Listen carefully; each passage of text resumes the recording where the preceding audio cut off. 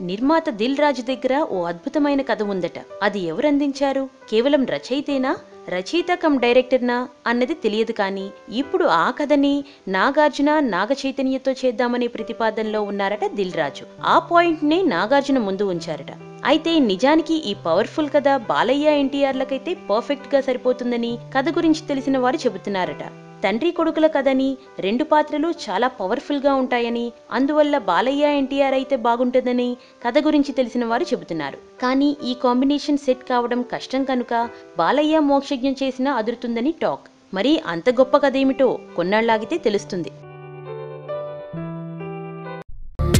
ఇలాంటి మరిన్ని తెలుగు టాపిక్స్ గురించి తెలుసుకోవాలంటే మా తెలుగు ట్రెండ్స్ ఛానల్ కి సబ్స్క్రైబ్ చేయండి.